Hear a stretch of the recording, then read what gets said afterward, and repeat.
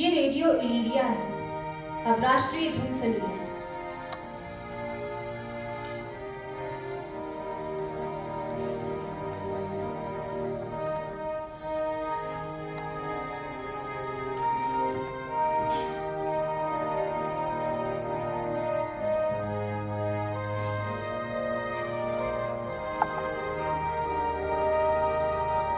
अब समाचार सुनिए।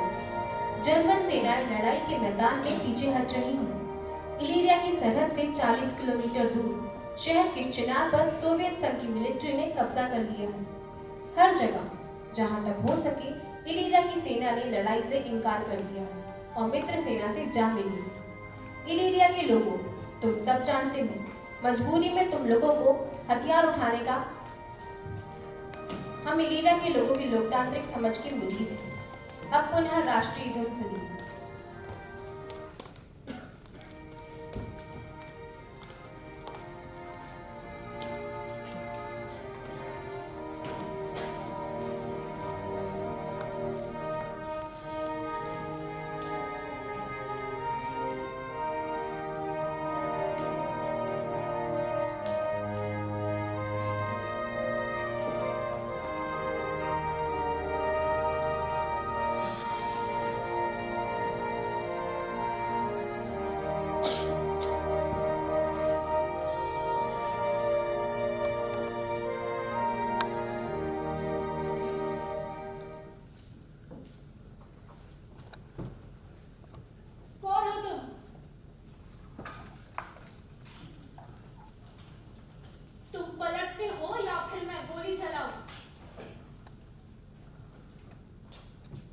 नो, ये मैं ह्यूगो बारी, जो कायदे से तुमने बंद कर दिया। ह्यूगो, वैसे काफी बदल गए हो तुम। सच पहचान, मैं काफी बदल गया हूं। अब जब तुम पहचान गई हो तो ये रिवॉल्वर नीचे कर दो। याद है, एक बार तुमसे चली गई। अब मैं अगाड़ी नहीं रही। वो तो दिख रहा है। तुम सीधी बात कहो जो कहने आए हो। तुम वक्त से पहले दिख रहे हो मुझे। तुम्हें तो 5 साल की सजा हुई थी ना? क्या जेल से भागकर आ गए? नहीं, सरकार ने मुझे अच्छे चाल चलन की वजह से छोड़ दिया।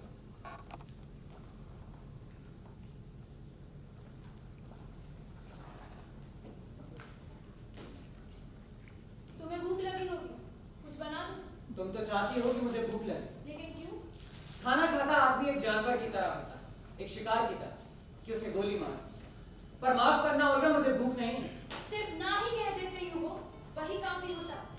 इन कबाड़ के अलावा भी यहाँ बहुत कुछ सामान हुआ करता था। हाँ, सब कुछ बिक गया। इस दीवार पर मेरा गिटार टंगा रहता था। वक्त ही खराब था ह्यूगो, मुझे सारा सामान बेचना पड़ा। कमरा पहले से बड़ा दिख रहा है। सामान जो कम हो गया है। इससे कमरा खाली खाली लग रहा है, जगह की अनावश्यक बर्बादी। आजादी मिल जाना भी कितना बड़ा चमत्कार है ना? तुम रिहा कब हुए? यही को 1 घंटे पहले, और सीधे यहीं आना। यहाँ के अलावा कहाँ जाता? ह्यूगो, खिड़की मत खोलना।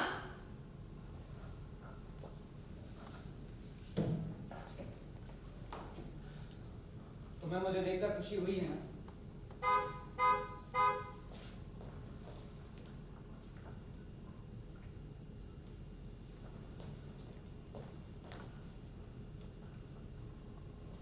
तुम सच में रिहा होकर आ रहे हो ना?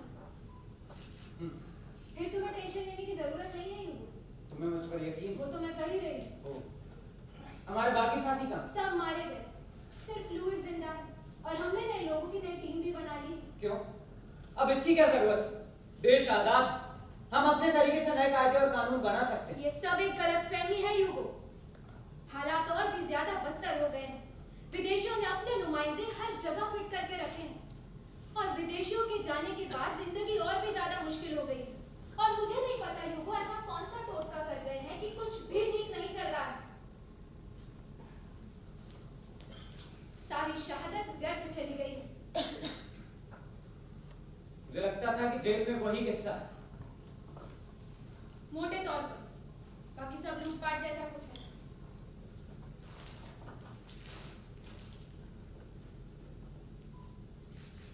ह्यूगो, मुझसे दूर हटो। ओह, चलो कुछ तो बदला। खराब में सही, वहां जेल में कल्पना करना मुश्किल था, क्योंकि वहां सब कुछ वैसे ही था जैसा सदियों पहले। तो क्या फिर लुइस का यही है। ओ, मेरा मतलब है उसने नई ऑर्गेनाइजेशन बनाई है और आजाद देश में जो गड़बड़ चल रही है उसे सुधारने के लिए उसने आंदोलन की नई रूपरेखा भी तैयार की है। क्योंकि अब लड़ाई विदेशियों से नहीं अपने ही लोगों से, इस आजाद देश के भ्रष्ट लोगों से। तुम जिंदा हो यही बड़ी बात है ओल्गा। वहां जेल में कल्पना करना मुश्किल था, क्योंकि बाहर जिंदगी अपनी रफ्तार पर चलती है। नहीं यूगो, कुछ नहीं बदलता, कहीं कोई रफ्तार नहीं और कुछ भी नहीं। दरअसल ज्यादा हरामीपन जेल के बाहर घटता है। सलाखों के बाहर जब बारिश हो रही होती तब अचानक लगता है कि दूर मेरे इलाके में भी तो बारिश हो रही हो। तब यही बहुत होता था अपनी आजादी का ख्याल करने के लिए। तब मैं मुर्दों से बेहतर स्थिति में होता था। क्या तुम लोग मेरे बारे में सोचते थे? हाँ। नहीं नहीं, बल्कि ये प्लान बनाया जा रहा हो कि जब भी मैं जेल से बाहर आऊं तब मेरा काम तमाम कर दिया जाए। लेकिन मैं पहले ही निकल गया, मैं बच गया।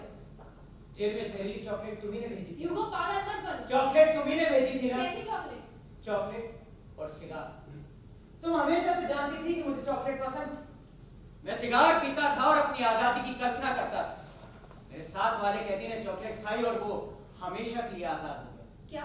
हाँ ओल्गा, वो मर गए। सुनो यूगो, मुझे तुम्हारे कत्ल का कहीं से कोई ऑर्डर नहीं मिला था। लेकिन यकीन करना यूगो, अगर मुझे ऐसा ऑर्डर मिलता भी है तो मैं बिना किसी हिचकिचाहट के अभी तुम पर गोली चला दूंगी। लेकिन तब तक तुम जिंदा रह सकते हो। और हाँ यूगो, प्लीज प्लीज एक मर्द की तरह व्यवहार करो। यूगो प्लीज एक मर्द की तरह व्यवहार करो। फिर वही मर्दानगी वाली बात। इस बात को समझने के लिए जेल के 2 साल कम थे क्या? ओल्गा मेरी तरफ, मेरी तरफ। यूगो दूर हटो मुझसे। क्या मैं तुम्हें मर्द नहीं लग रहा? क्या मैं तुम्हें मर्द नहीं लग रहा जबकि मैंने हत्या की? ओ, मैं तुम्हें मर्द नहीं लग रहा।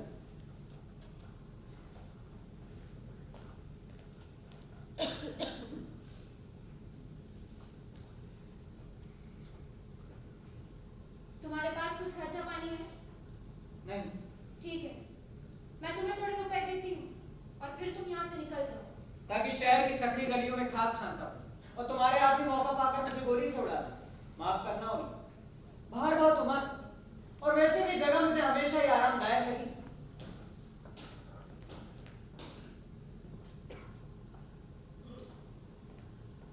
यूगो, मैंने कहा तुम यहाँ से निकल जाओ, क्योंकि पार्टी जो कहेगी मैं वही करूँगी। यानी कि बगैर किसी मुरव्वत के यूगो मैं तुम पर गोली चला दूंगी।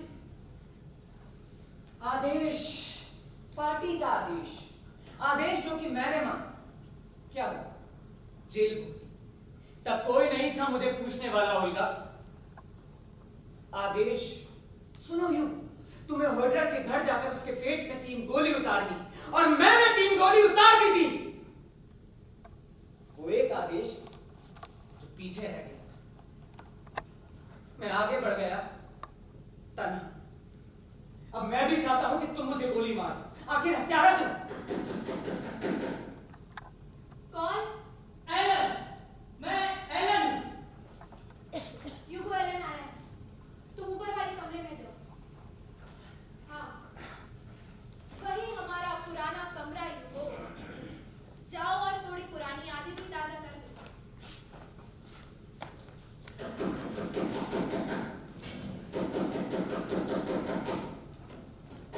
तुम क्यों दरवाजा तोड़ रहे हो?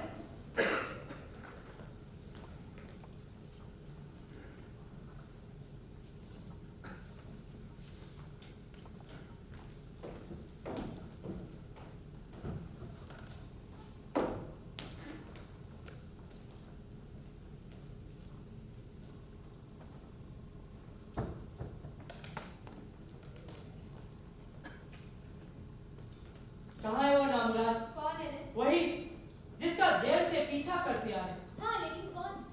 यही गोली मार दूं, निकाल उसे बाहर करो। कसम से उसके साथ शराफत से पेश आए। शराफत से? वो भी इस पिस्तौल के साथ? होगी, लो रख लिया। अब बताओ। वहां ऊपर होगी, बस 1 मिनट लगेगा। इस तरीके से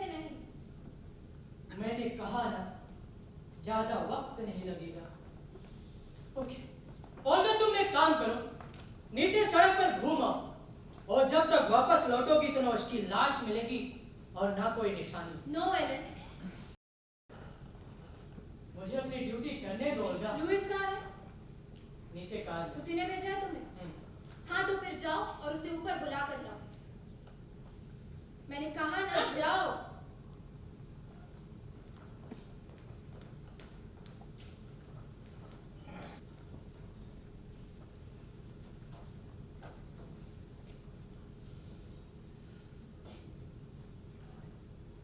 एलन को उसका काम करने क्यों नहीं दिया? तुम कुछ ज्यादा जल्दबाजी नहीं कर रहे हो? तो उसे नए सिरे से समझने का मौका दो। उस मूर्ख को उसमें कुछ ज्यादा ही बड़बोलापन है। एलन, तुम मेरा बाहर इंतजार करो, और अगर 5 मिनट में वापस ना हुआ तो सीधे खुद से आना और गोलीबारी शुरू कर देना।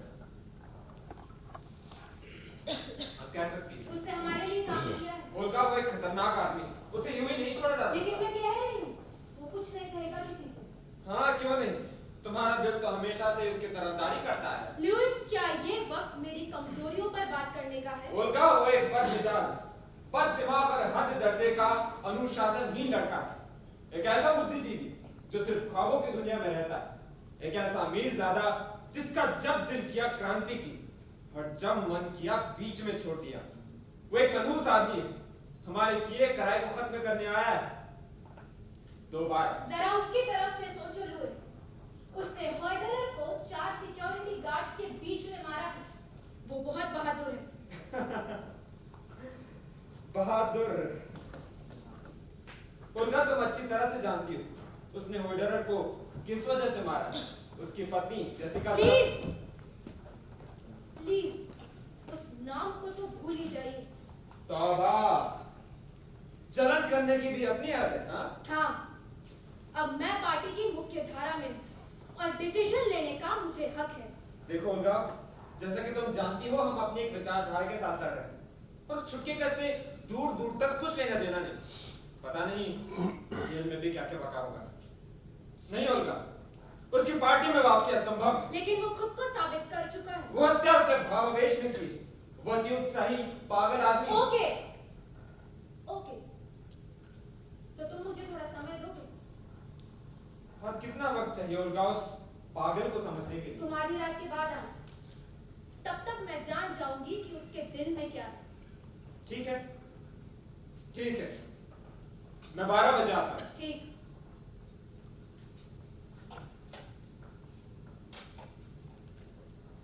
उनका, क्या तुम वाकई में ह्यूगो से प्यार करती हो आज भी? बाय मिस्टर लुइस, मैं ठीक आधी रात को आपके लिए दरवाजा खोल दूंगा और आप जो चाहे उसे सजा दे सकते हैं।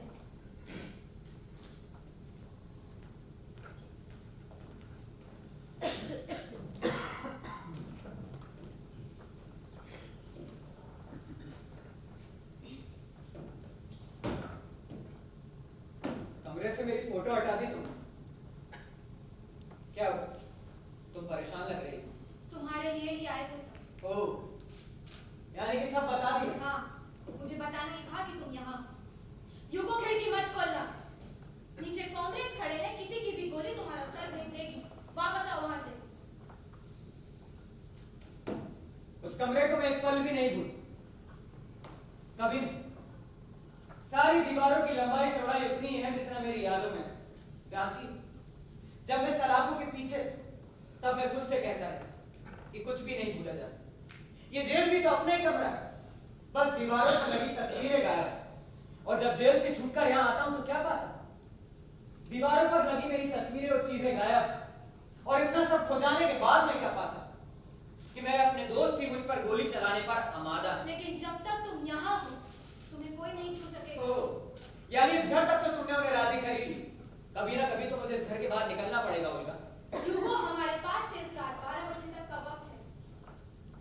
तुम किस बात की उम्मीद कर रहे हो? तुम कितना बदल गए हो, ये जानने के लिए। जैसे कि तुम?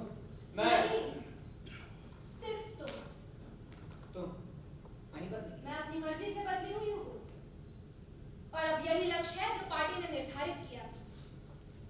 तो फिर ठीक है ह्यूगो, मैं सीधा पॉइंट पर आती हूँ।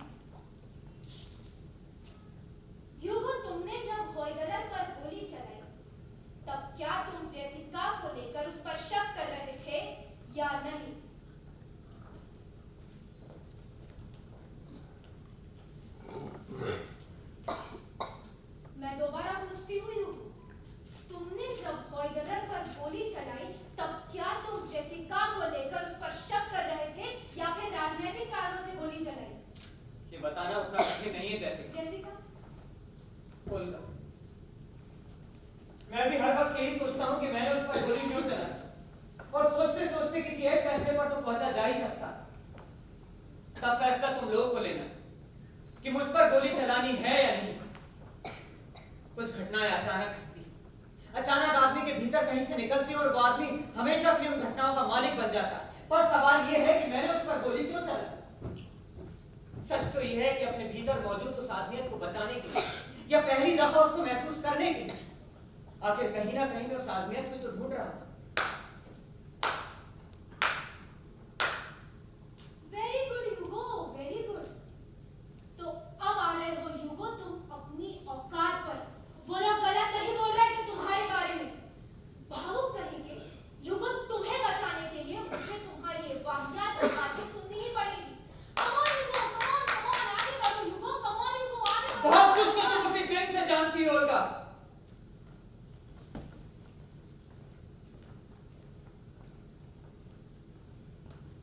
बहुत कुछ तो तुम उसी दिन से जानती हो जब मैंने पार्टी ज्वाइन की थी।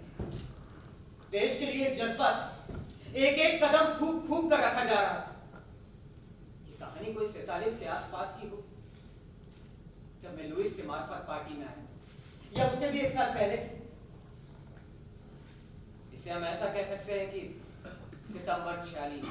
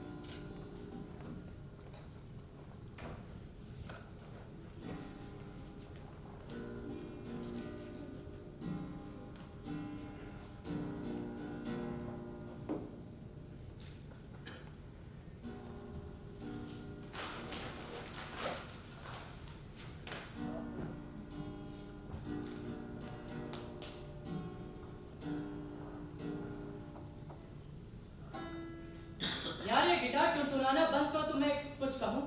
अब अभी कुछ है नहीं, कम से कम ये तो है। ओ भाई, मैं इसकी आवाज से परेशान हो जाता हूँ। पर मुझे तो इसमें कोई परेशानी वाली बात नजर ही नहीं आती। हम एक गुप्त मिशन पर कार्य कर रहे हैं, इसलिए हमें गंभीर रहना चाहिए। और ये क्या गाना बजाना हो तू? ठीक, गुप्त मिशन में सभी के गुप्त नाम। तुम्हारा नाम क्या है? मेरा नाम एलन। और तुम्हारा? मेरा नाम है अलेक्सांडर दोस्तोविच फाल्तोतोव रास्कोवस्की। ये कैसा नाम है ब्रो? तुम भी बोल के बताओ।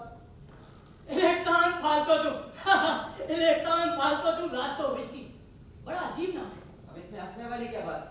और अब तुम्हारी ये मिशन की गंभीरता कहाँ है? लगता है बात बन नहीं रही है। यार ये टुनटुनाना बंद करो। अब चीख तो सभी रहे, बात कैसे बनेगी? वैसे ये लोग अंदर चीख चीख कर बात क्या कर रहे होंगे? पार्टी के बड़े नेता लोग हैं भाई। जब देश आजाद होगा इन्हीं में से किसी को संसद में बैठना है। पर लगता है बात बनेगी नहीं। कब से पार्टी में शामिल हुए? यही कोई 1 साल हुआ होगा। तुम्हारे तौर तरीके अमीरों वाले हैं। शौक से तो नहीं क्रांतिकारी बन गए। तुम कोई तारीख तय नहीं की। मुझे लगता है कि मैं पूरी जिंदगी यही काम करने के लिए पैदा हुआ। एक बात कहूं, ये जो अंदर बहस चल रही है, आजादी मिल जाने के बाद ये लोग संसद में बहस करें और किसी भी नतीजे पर नहीं पहुंचेंगे। हमेशा अंदरूनी झगड़े पर उलझे ही रहेंगे। क्या कहा? माफ करना है, अभी अभी पार्टी में आया हूँ नया, इसलिए बातें। लेकिन मैं सच कहता हूँ, आम जनता ठीक इसी प्रकार सोचती। अच्छा, बहुत अच्छी राजनीतिक बातें कर लेते हो।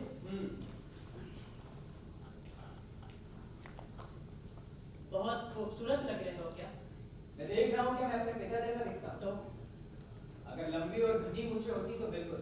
इससे क्या साबित होगा?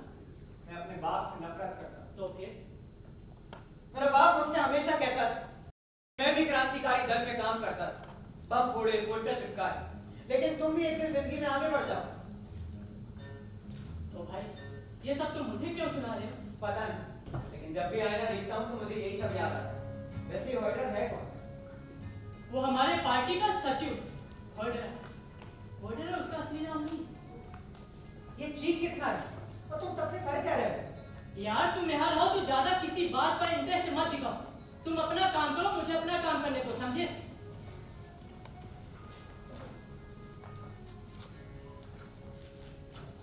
सब बेकार गया, इतनी पूरी मेहनत बेकार चली गई। क्या हुआ? बैठक खाली, वो भी बिना किसी समाधान के। होल्डर है कहाँ? वो पिछले दरवाजे से ही निकल गया। हरामी कहेगा।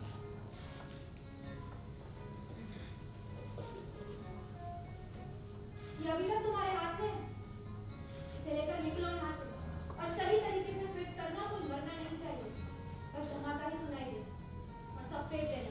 ओ, मैं तो जा ही रहा था, आपको देखा तो रुक गया।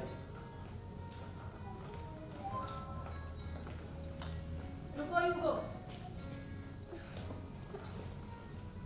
मेरे पास तुम्हारे लायक एक काम है। जी कहिए। उस बैग में बम था ना? हाँ, लेकिन ज्यादा दूर तक नहीं जाना होगा उसे। धमाका हमें यहाँ तक सुनाई देगा। युगो, लगता है तुम कुछ ऐसा ही कर गुजरना चाहते थे। बिल्कुल, मैं कुछ ऐसा ही करना चाहता हूँ, लेकिन मैंने अभी तक ऐसा कुछ किया नहीं है। लेकिन क्यों? सन 1917 या उससे भी कुछ साल पहले रूस में ऐसे कुछ क्रांतिकारी थे जो जेब में बम रखकर सामंतों और जमींदारों की घोड़ा गाड़ी के नीचे लेट जाते थे। बम फटता, दोनों उड़ जाते। वो सभी अराजक लोग थे, अति उत्साही और नासमझ। युगो, तुम इस तरह के ख्वाब देखते हो क्योंकि तुम ऐसे ही हो, एक अराजक बुद्धिजीवी। और बरखुरदार तुम 50 साल देर से पैदा हुए हो। इस तरह का आतंकवाद तो कब का खत्म हो चुका है, जिसमें बेगुनाह लोग भी मारे जाते थे। लेकिन ये कौवों की तरह चीखने वाले बड़बोले नेता या इनकी कार्रवाइयां है ना, ऐसी स्थिति में कहना कठिन है कि आने वाले समय में आतंकवाद किस रूप में सामने आएगा, उसका मकसद क्या रहेगा, हाल फिलहाल कुछ भी कहा नहीं जा सकता। युगो, हमारा मकसद उस अभेद्य तंत्र को भेदना है जो हम आम जनता की तमाम ऊर्जा और तमाम सहूलियतें अपने भीतर बंद करके बैठा है। क्या तुम मेरा यकीन करोगी?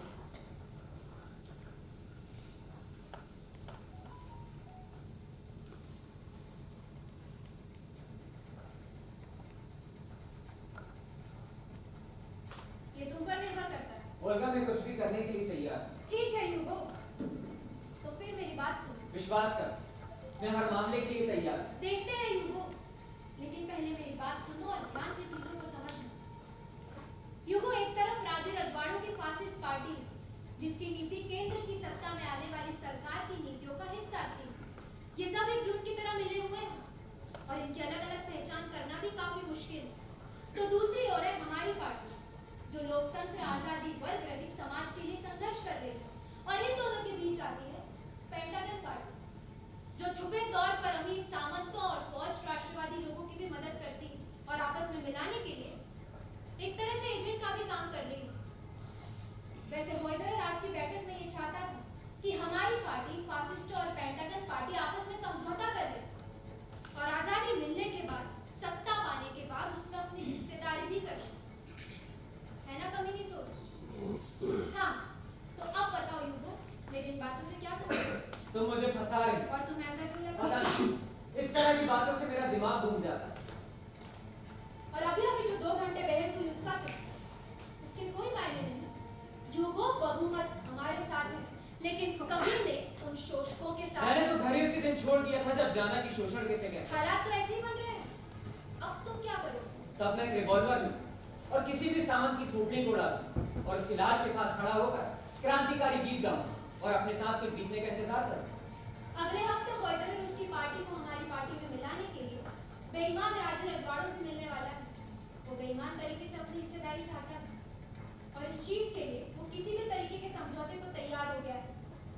लेकिन इस तरह की आजादी पाने का हमारा लक्ष्य कभी नहीं था। क्या वो बिक गया? नहीं, नहीं, मतलब मुझे नहीं पता युगो, कुछ कहा नहीं जा सकता, लेकिन उसकी हरकतों से लगता है कि वो एक गद्दार हो गया है। तो फिर उससे और पार्टी से अलग होकर हम अपना काम कर सकते हैं। असंभव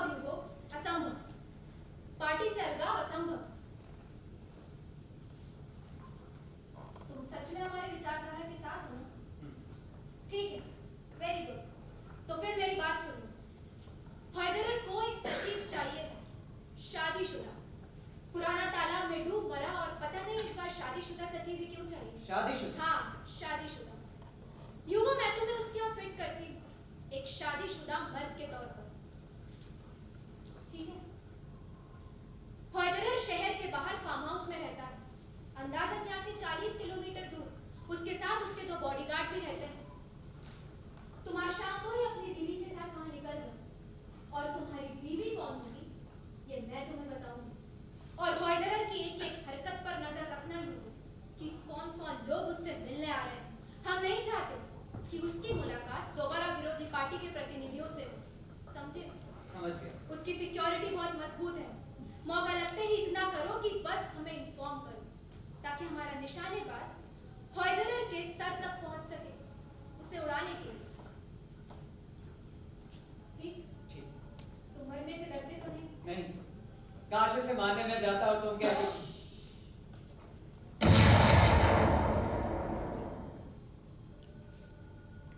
ये धमाका सुनाई दिया ह्यूगो? वो देखो, दूर लाल रोशनी दिखाई दे रही है। उसने कर दिखाया ह्यूगो, उसने कर दिखाया। लाइट ऑफ कर दो।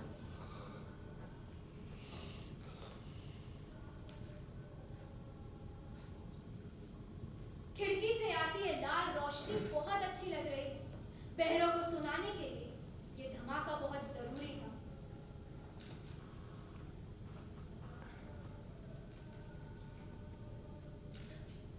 सिर्फ अपने काम पर ध्यान दो ह्यूगो।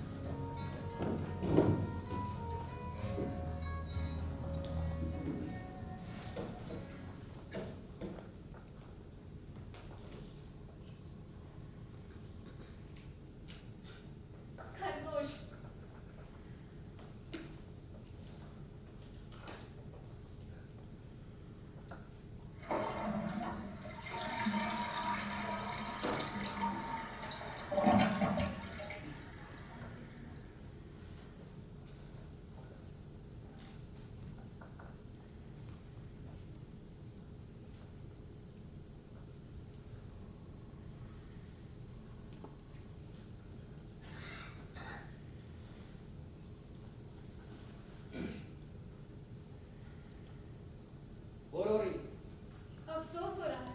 यहाँ आने का? नहीं, खिड़की पर कोई नजारा ही नहीं है तो कितना सारे पेड़ दिख रहे पर हैं। मर्द नहीं।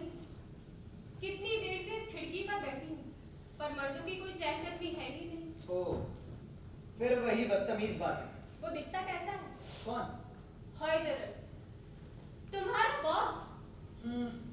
आदमी जैसे ही आदमी। स्मार्ट बनने की कोशिश हो रही है। नहीं तो मैं शर्तिया कह सकती हूँ, तुम उसका हुलिया बयां ही ना कर पाओगे। बिल्कुल, मैं उसकी शक्ल बता सकता हूँ। अच्छा, तो फिर ये बताओ, उसकी आंखों का रंग क्या है? सलेटी या भूरी? सलेटी, लेकिन मैंने उसे अभी तक देखा नहीं। और डार्लिंग, वो तो अधिकतर होता ही है। अच्छा ये बताओ, मेरी आंखों का रंग क्या है? ओह माय गॉड, इस तरह मत देखो। उफ, डार्लिंग, मैं अपनी आंखों का रंग पूछ रही हूँ। नीला। तुमने देख लिया? अच्छा, तुम होइडर के बारे में जानना चाहती?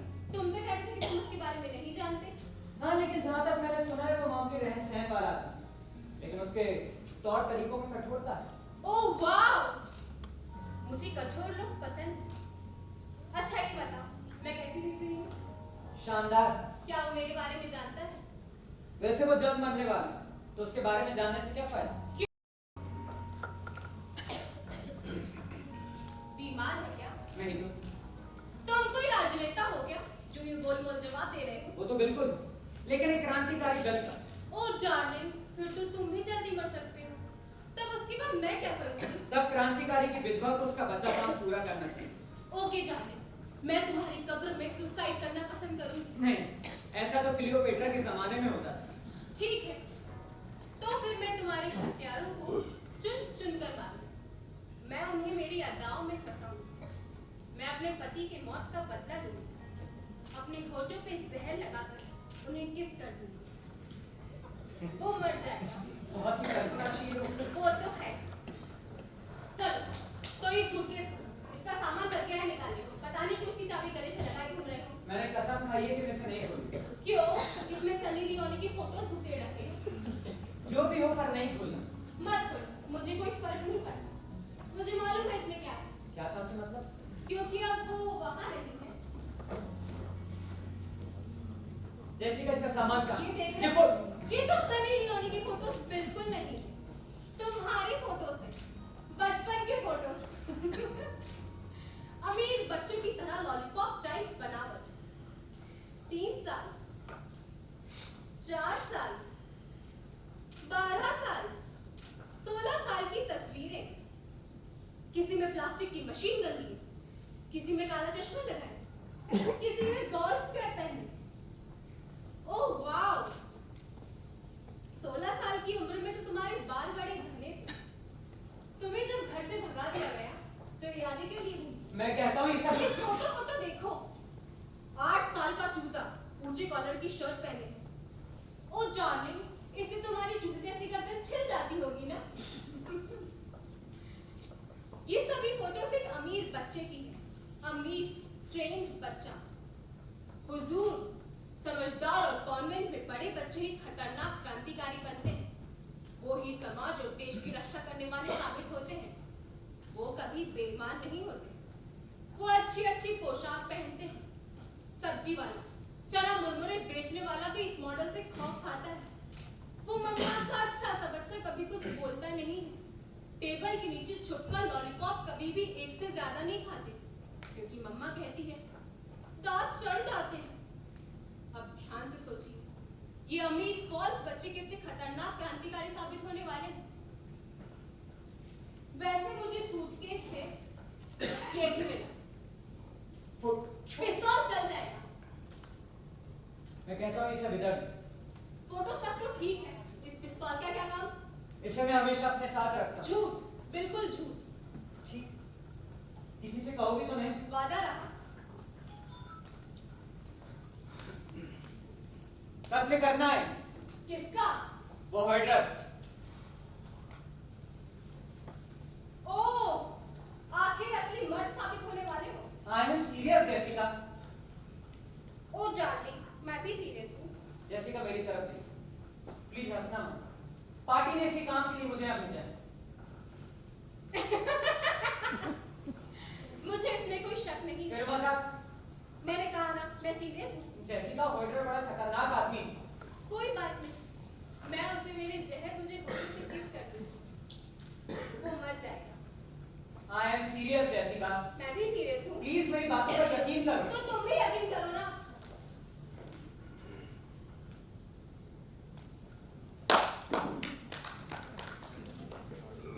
हम हाजिर हैं। तो ये तो बड़ा अक्कड़ है ब्रो। कोई बात नहीं।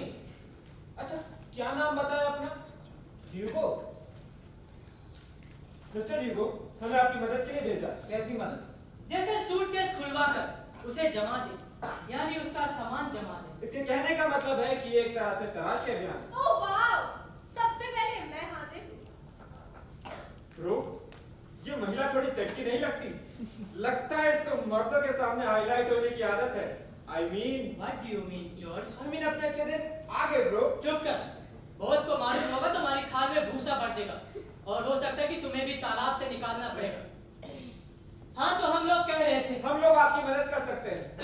हम कपड़ों को इस तरह घड़ी करने में मदद कर सकते हैं। जॉर्ज, जिस काम से आए वो पहले करें। ओह, थैंक यू सो मच।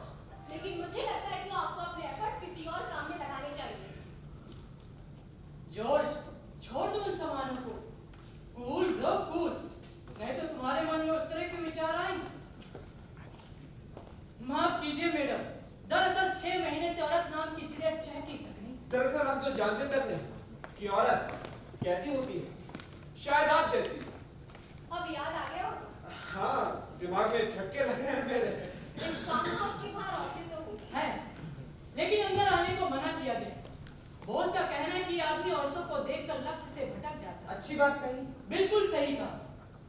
पहले वाला सचिव, उसके चेहरे पर तो मजनूपन छुपा रहता था। एक दिन चुपके से फार्म हाउस से निकल गया। बेचारा, अगले दिन तालाब से उसकी डेड बॉडी हमें ही निकालनी पड़ी। इसलिए इस बार शादीशुदा सेक्रेटरी रखा है। वो कहते हैं कि शादीशुदा हिंसक नहीं रहता। वो चाहता है कि हम हिंसक रहे, ओके? उसको इतना डर लगता नहीं, लेकिन वो खामखा मरना भी नहीं चाहता। उसे भला कोई क्यों मारने लगा? इसलिए कुछ एक फॉर्मेलिटी कर लेने के बाद हम लोग चले जाएंगे। अच्छा, तुम्हारी सामानों की तलाशी। शौक से। कैसी तलाशी? मैं नहीं चाहता कि किसी भी सामान की तलाशी। ज्यादा करने की जरूरत नहीं है चुटके। हमें तलाशी का हुक्म मिला है। और कौन है ये हुक्म देने वाला? होल्डर। क्या हुआ? निकल गई? नहीं। ओ तो फिर चेहरे पर 12 क्यों बज गए? और वो कौन होता है हुक्म देने वाला?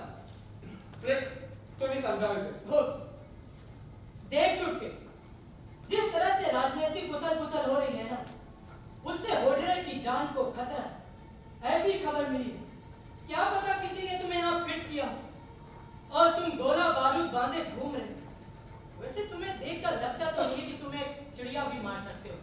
वैसे तुम्हें हुक्म मानना चाहिए। क्योंकि हमें तलाशी का हुक्म मिला। देखो मेरी बात सुनो। मुझे तुम्हारी बात मानने में कोई दिक्कत नहीं, लेकिन ये हुक्म शब्द मेरे स्वाभिमान और मेरे आत्मसम्मान को ठेस पहुंचा रहा है।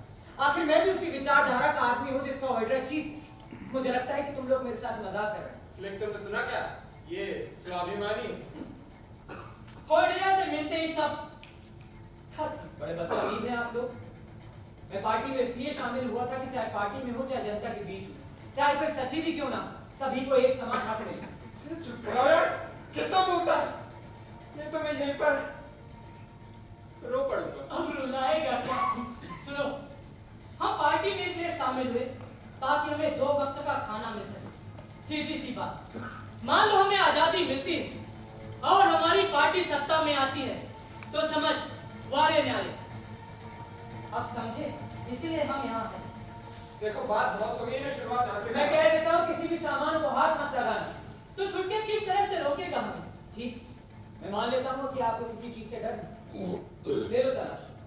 जेसिका जरा वेटर को फोन लगा। हाँ, ये ठीक रहेगा। Okay, okay, okay. मैं ही लगा देता हूँ फोन। आपको इतनी तकलीफ देने की क्या जरूरत है?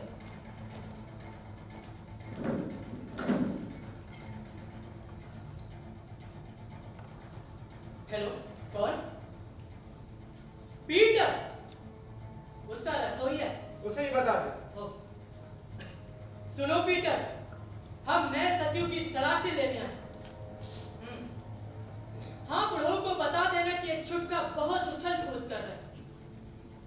यार तलाशी लेने नहीं दे रहा। हाँ हाँ, क्या हो? हाँ, बीबी के साथ क्लियोपेट्रा लगती है। अबे साड़ियाँ अपनी हंसी बंद कर, कुत्ते कहीं के रखो। पता नहीं तुम लोगों पर क्या बीतने वाली है। हर आदमी तुम जोड़ों को देखना चाहता है। क्या हुआ? वो बुढ़ऊ को बताने गया। भाई, हम चींटी तक की तलाशी ले लेते हैं। अगर आज इस अमीरजादे की तलाशी नहीं हुई ना, कसम से मैं पार्टी से इस्तीफा दे दूंगा और कहीं जाकर पादरी बन जाऊंगा। देखो मेरी बात सुन, अगर होल्डर खुद भी तलाशी लेगा तो मैं यहाँ से खड़े पांव लौट जाऊंगा। बहुत ईगो है अमीरजादे। तुम्हें नहीं लगता कि तुम लोग पुलिसिया तरीके से पेश आ रहे हैं? सुन छुटके, जरा ध्यान से क्या, अगर हम पुलिसिया तौर तरीके अपनाते ना तो अब तक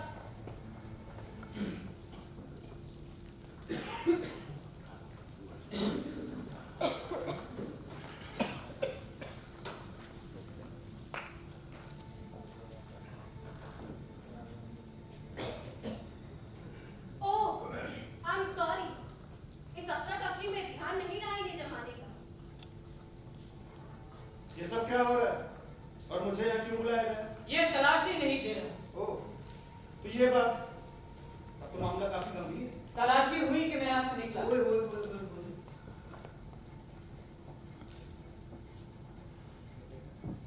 ये तो अमीर कुल का लगता है। तुम दोनों यहाँ आकर अदब से खड़े रहो।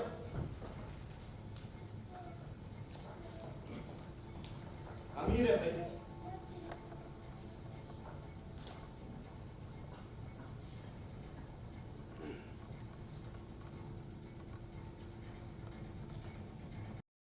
तुम ही हो इसकी बीवी? आप औरतों से ऐसे तुम करके बात करते तो हो। आप भी तुम कह लीजिए। यहाँ सब आपस में तुम ही कहते हैं। मुझे जेसिका कहते हैं, प्यार से लोग जेसी कहते और प्यार ना हो तो खैर, मैंने सोचा था तुम बदसूरत होगी। हैं। तो क्या मैं अपना सर उड़वा लूं? यहाँ पर आप लोगों की ही तो चलती है। क्यों रे, तुम लोग इसी की वजह से हाथापाई पर उतारू थे? हम लोग तो ऐसा ना हो तो अच्छा ही होगा। आखिर मुझे यहाँ आना पड़ा। इसकी खाल का सवाल था। खालों को हम लोग बूचड़ खाने में छोड़ाते हैं। ये अच्छे कपड़े पहनता है। मेरे दोस्तों, तुम लोगों ने गलत शुरुआत की।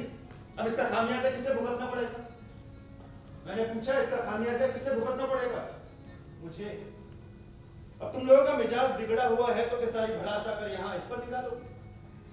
कल तुम लोग इसकी कोई और ना खुदा दोगे, ये फिर भड़क जाएगा। और फिर किसी हफ्ते जब मुझे इसकी जरूरत होगी तब मेरा रसोईया पीटर आकर मुझे खबर देगा कि इसे तालाब से निकालने के लिए जाल फेंका जा रहा है। नहीं नहीं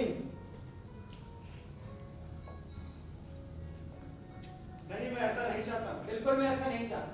तो क्यों ना मैं लौट जाऊं? कुछ नहीं हो सकता। मजाक नहीं है ये सब। आखिर हम यहाँ कुछ जिम्मेदारी वाला काम करने के लिए इकट्ठा हुए।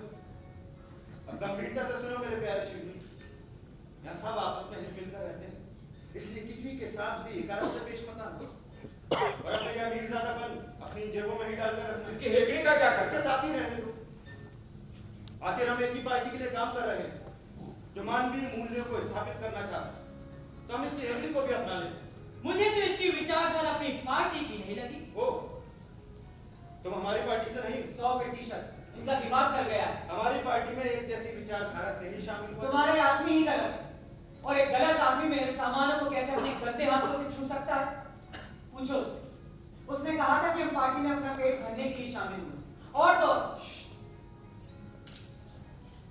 तुम लोग इसकी बात से सहमत हो? ये मेरे आत्मसम्मान की बात हो रही है। बेजा बातें कर मेरी भूख की ओर इशारा कर मुझे मेरे काम से रोकने की कोशिश है। तुम परले सिरे तुमने भूख जानती है, कभी महसूस किया हो तुम ना? तुम जैसे अमीर जादे क्या जानो, तुम्हें तो भूख बढ़ाने के लिए कसरत करनी पड़ती होगी। पीछे हटो उससे।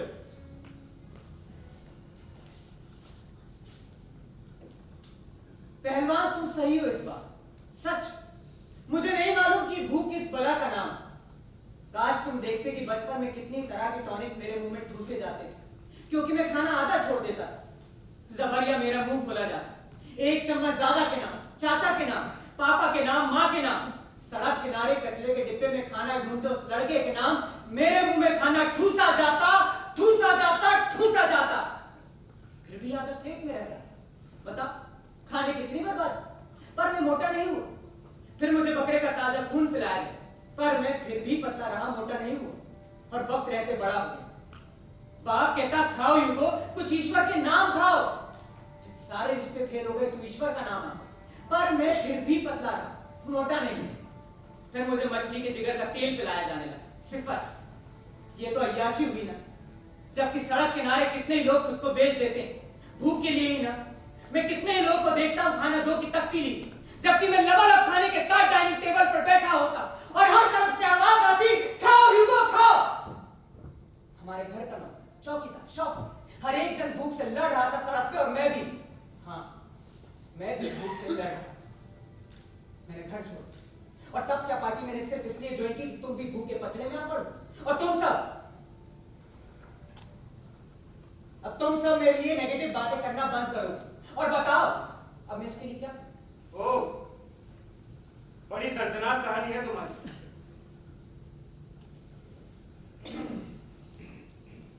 सुनो श्रेक जॉर्ज, अब क्या करे वो?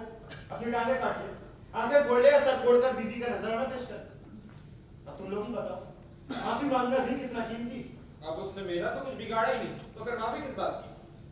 किसी दूसरे की भूख झेलना आसान काम है क्या? सीधी सी बात है, जैसा किसी ने अभी भी कहा है, अब साबित भी हो गया कि शौकिया तौर पर आया और विचारधारा के कारण हमारे पास कोई विकल्प नहीं था। ओह, कम ऑन श्रेक, वो था क्या भूखा, फिर भी पार्टी में शामिल हुआ है। यहाँ आने की उसकी कोई मजबूरी नहीं। ओके, मैं साफ तौर से कहता हूँ कि मैं इसे पसंद नहीं करता। बहुत हो गई इसकी बकबक। हमें अधिकार है कि इसकी किस अधिकार की बात कर रहे हो तुम लोग? मैं साफ तौर से कहता हूँ कि मैं इसे पसंद नहीं करता। एक दफा अपनी भी शक्ल आईने में जाकर देखो और फिर आना मेरे पास अपनी एक तुनक मिजाजी दिखाने। इस बात पर ज्यादा जोर दो कि मैं तुम लोगों को तुम्हारे काम के हिसाब से ना पूछ। कमीनों, मैं देख रहा हूँ कि तुम लोग पहले से कुछ ज्यादा ही गुस्ताख हो गए। तुम्हें एक भले आदमी को बगैर सिर चपड़ के अपनाना चाहिए। बस बस, मुझे किसी भी तरफदारी की जरूरत नहीं, किसी की भी नहीं। मुझे ये सब सुनने की आदत हो गई, स्कूल से लेकर अब तक सारी वही की वही बात। मेरा यकीन कीजिए, जब ये दोनों अंदर आए और मुझे देखकर इनके चेहरे पे जो मुस्कान आई, मैं समझ गया ये वही लोग हैं जिनकी भूख की कीमत पर मेरे दादा, पिताजी और परिवार ने भरपूर खाया और उनके भरे पेट का बदला ये लोग मुझसे निकाल रहे। ये लोग मुझसे सहमत हो ही नहीं सकते, अपनाने की बात तो छोड़ ही दीजिए। ओके ओके, बहुत हुआ। मेरी ओर देखोगे? मैंने कहा मेरी ओर देखोगे तुम लोग? तुम लोग जानते हो कि मैं किसी को भी बख्शता नहीं। सारी बातें यहीं कर, समझे स्लेट जॉर्ज? देख छुटके, तुम मुझे पसंद आए ये कह नहीं पाऊंगा। हमारी शुरुआत गलत हुई थी। हम कोशिश करेंगे कि एक दूसरे का जीना मुश्किल ना करें। जैसा तुम चाहो। क्यों मेरे भाई जॉर्ज, चलेगा ना? कोई दिक्कत नहीं ब्रो, चलेगा। अब रहा सवाल तलाशी का। हाँ, तलाशी अभियान। अब सही मौका आया, मैं यहाँ से शुरुआत करता हूँ। और मैं छुटके से निपटता हूँ।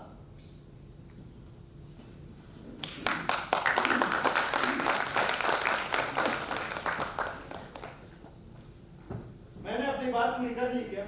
क्या हो क्या गया है तुम लोगों को? पहले तो कभी किसी के साथ ऐसे पेश नहीं है, फिर अब प्यार छीन हुई। अब तुम ही बताओ, कोई प्यार से तुम्हारी जेबों की तलाशी लेगा तो क्या तुम उससे तलाशी लेने तो नहीं ना? जानता हूं, हो सकता है तुम्हारे भी कोई उसूल हो। तुम्हारे पास कोई हथियार तो नहीं? नहीं, हो सकता है अपनी बीवी के पास रख दिया, उसकी तलाशी कौन लेगा?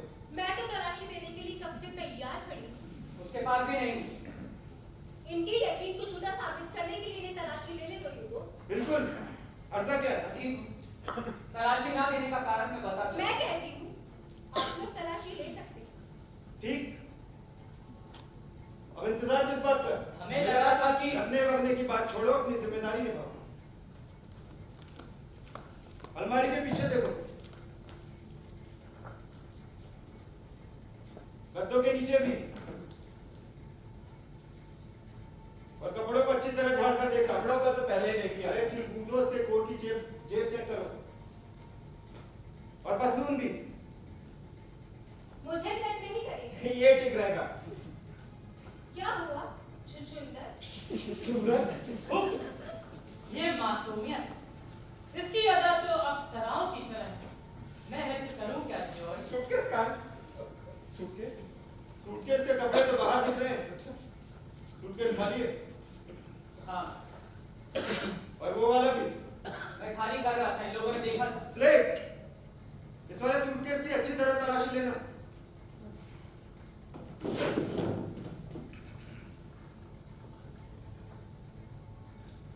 ओके, आओ वापस चलते हैं। कोई गिला शिकवा नहीं। बाय। मैं वेटिंग रूम में आप लोगों से मिलने आऊंगी।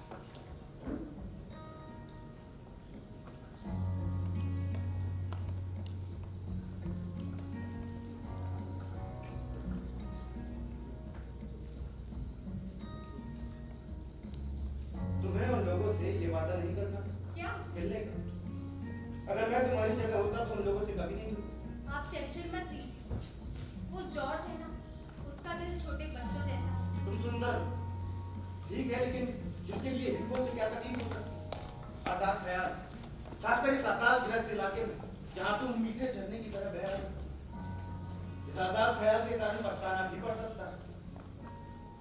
यहाँ कोई मासूम नहीं, भूख से व्याकुल भेड़िए। हाँ, मैं मानता हूँ कि तुम्हारा दिल बड़ा है जो सबको खुश रखना चाहता है, मेरा दिल पर ये चूहे- पहला रास्ता हो। मेरा दिल चूहे हो सकता है, पर अब बात ऐसी होने वाली है कि ये झगड़े का बहाना ढूंढ सकते हैं, जबरन दिल में उतरने की कोशिश कर सकते हैं। अब दूसरा रास्ता ये हुआ कि तुम हमेशा दरवाजा बंद रखोगी जब भी तुम्हारा आदमी बाहर रहे, और फिर ये मेरे लिए भी नहीं खुलेगा। ओह, आप काफी समझदार हैं। काफी महक रही हो तुम। यहाँ से बाहर निकलो तो सेंट मत लगा। मैंने कोई सेट नहीं लगाया। बगैर सेंट लगाए महकना तो और भी ज्यादा खतरनाक है।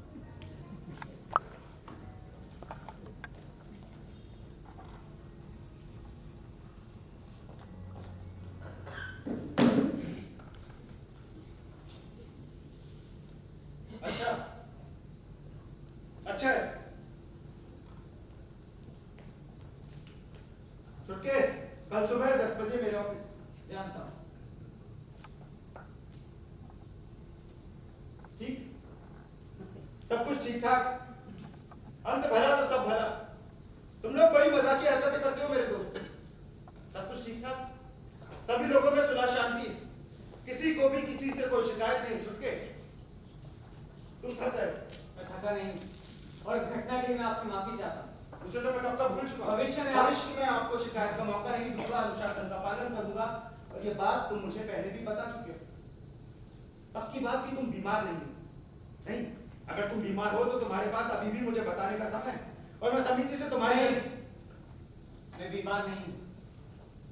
Good good.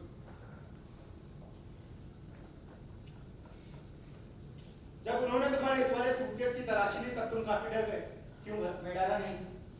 बिल्कुल डरे हुए थे। उसमें क्या है? उन्होंने उसकी तलाशी ली और उन्हें वहां कुछ नहीं मिला।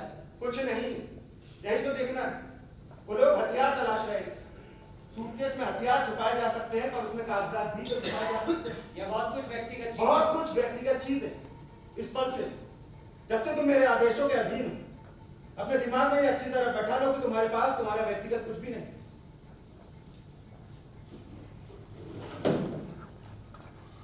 ओ, तो ये निकला है इनमें से। अच्छे, गुड। चिटकीदार टाई, वेरी गुड। ओ, तो तुम्हारे पास काफी पैसा। मेरी बीवी के पास। और ये क्या? और ये तस्वीरें कैसी? तो ये बात।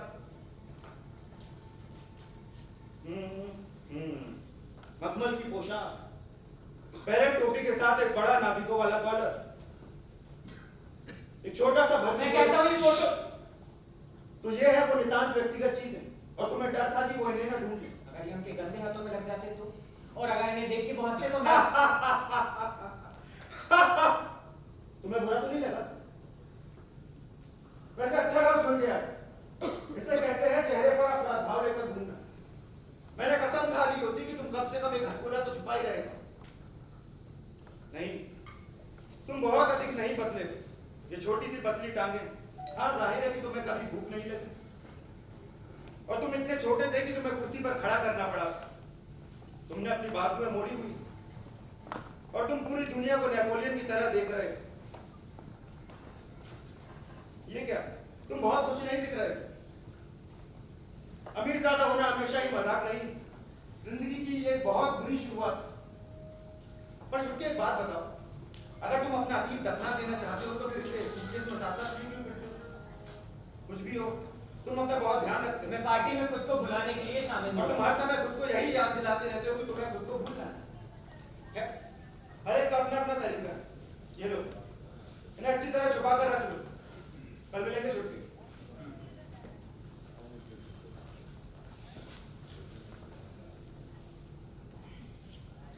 Bye Jessica. बाय।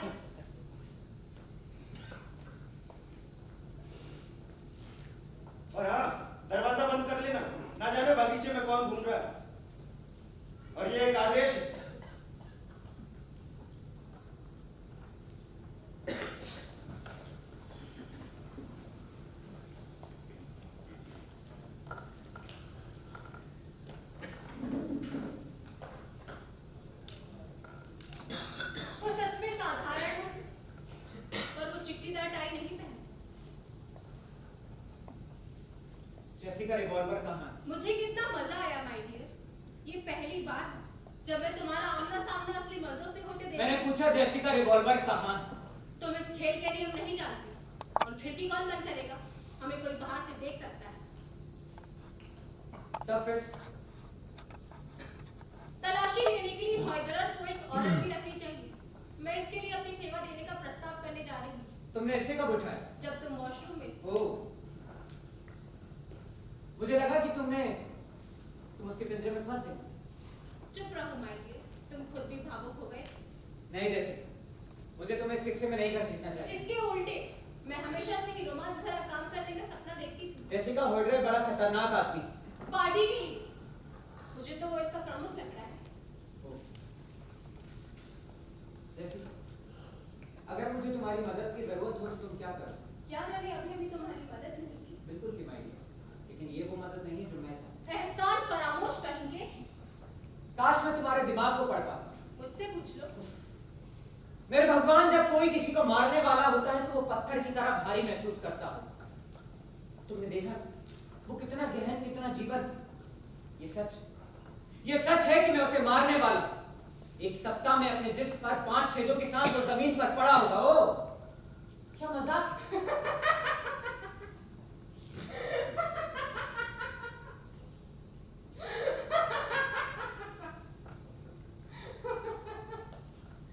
ओह डार्लिंग, अगर तुम मुझे यकीन दिलाना चाहते हो कि तुम एक कातिल बनने वाले हो, तो तुम्हें पहले खुद को इसका यकीन दिलाना होगा। क्या मुझे देख के लगता नहीं कि मुझे खुद इस बात का यकीन है? बिल्कुल नहीं। तुम अपना किरदार अच्छी तरह से नहीं निभा रहे। लेकिन अब मैं और नहीं खेल रहा। बिल्कुल, तुम खेल रहे हो। नहीं, ये हमेशा तुम हो जो खेल रही हो। नहीं, ये तुम हो। वैसे भी तुम उसे कैसे मार पाओगे, जबकि रिवॉल्वर मेरे पास है। जेसिका, रिवॉल्वर मुझे लौटा। जीते जी तो नहीं दूंगी, ये मेरी कमाई है।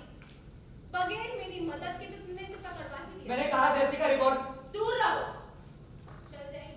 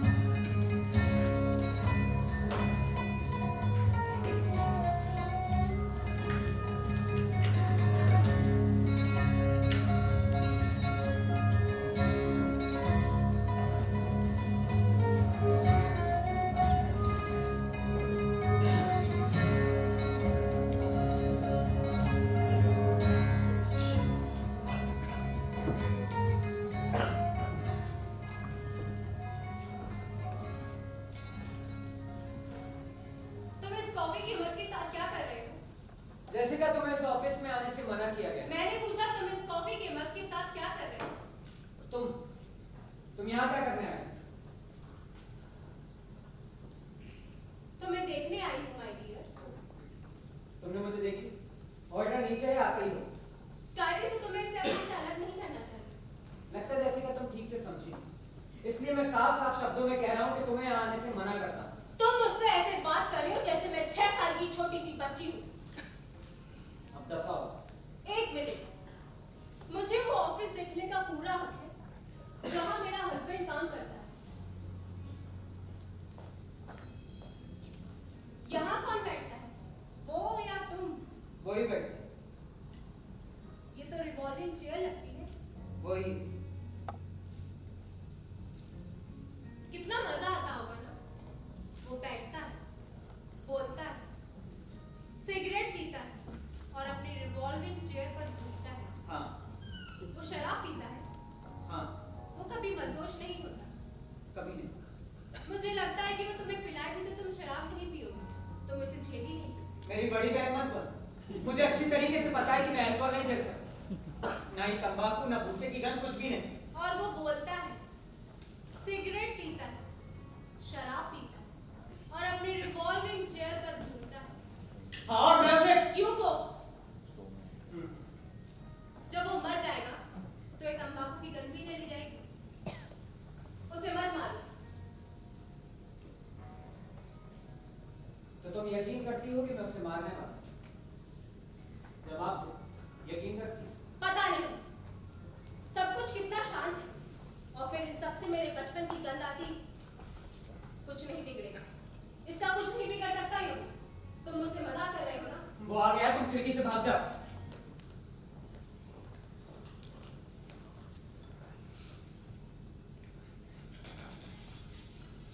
तुम वहां क्या कर रही हो? मैं छुप रही थी किस लिए? ये देखने के लिए कि जब मैं यहाँ नहीं होती तो आप लोग आपस में किस तरह से व्यवहार करते हैं। तुम पागल हो? किसने आने दिया? पता नहीं। ये तुम्हारी बीवी, जरा बेहतर ढंग से उस पर काबू रखो। ओ डार्लिंग, वो तुम्हें मुझे अपने काबू में करने वाला हस्बैंड समझता है। वो तुम्हारी इज्जत नहीं करती है। चलेगा, तुमने इससे शादी क्यों की? क्योंकि मेरी इज्जत नहीं करती। पार्टी के लोग पार्टी की ही किसी लड़की से शादी करते हैं, क्यों भला?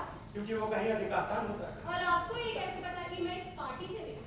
पता चल जाता है। प्यार करने के अलावा तुम्हें कुछ और करना नहीं आता है। और वैसे भी मुझे लगता है कि तुम उसकी अय्याशी की चीज हो। बुजुर्ग लोगों के लड़के जब हमारे पास आते हैं तो यादगार के तौर पर अपना थोड़ा सा तीन भी साथ में लेकर आते हैं। कुछ के लिए ये सोचने की आजादी होती है, कुछ के लिए टाइपिंग और इसके लिए इसकी बीवी। हाँ, और आपको अय्याशी की जरूरत नहीं। जाहिर है कि नहीं। और जहां तक मेरी समझ, मुझे अय्याशी की नहीं, आइडियोलॉजी की जरूरत है।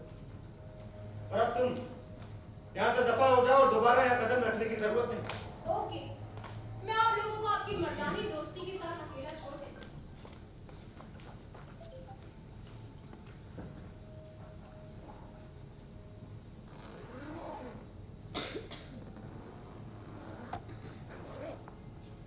तुम्हें उससे बहुत लगाव, जाहिर, तो उससे दोबारा यहाँ कदम रखने को मना कर देती। एक खूबसूरत औरत और एक आदमी के बीच अगर चुनाव करना हो तो मैं एक आदमी को चुनूंगा। फिर भी मेरे काम को बहुत मुश्किल मत करना। समय क्या हुआ?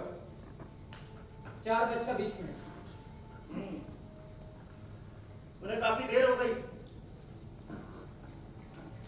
तुम्हारी उम्र क्या हो? 21 साल। तुम्हारे पास अभी काफी समय।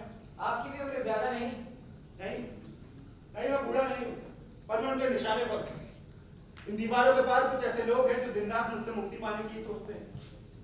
और क्योंकि मैं ऐसा में खुद को बचाने की नहीं सोचता हूँ, एक दिन वो लोग मुझे मारने में सफल हो जाएंगे। आप कैसे जानते हैं कि वो इस प्रकार ही सोचते हैं? क्योंकि मैं उन्हें जानता हूँ। उनके विचारों में एक प्रकार की लयबद्धता। आप उन्हें जानते हैं? तुम लोगे? No thanks. आपको डर लगे? किस बात का? मौत का? नहीं नहीं, पर मैं जल्दी में हूँ। मैं हमेशा ही जल्दी में होता हूँ। पहले मुझे फर्क नहीं पड़ता था, पर वैसा अब संभव नहीं। मुझे भी शराब दीजिए। थैंक्स। मुझे भी लगा कि मैं भी कभी बूढ़ा नहीं हूँ। मैं भी जल्दी। तुम्हें मेरी मदद चाहिए? लगता है वो लोग आ गए और ऊपर आते ही कहेंगे कि अपने पट्टों को बाहर भेज दो। जॉर्ज, वो लोग ऊपर आते ही होंगे। आपको इन लोगों के साथ समझौता नहीं करना चाहिए। मैंने जानता अपने पिताजी के जमाने से, ये जो लोग आज गठबंधन का समझौता लेकर आ रहा है, ये पूर्ण रूप से छिछोरे और बेईमान लोग। तुम चुप रहो। ओके।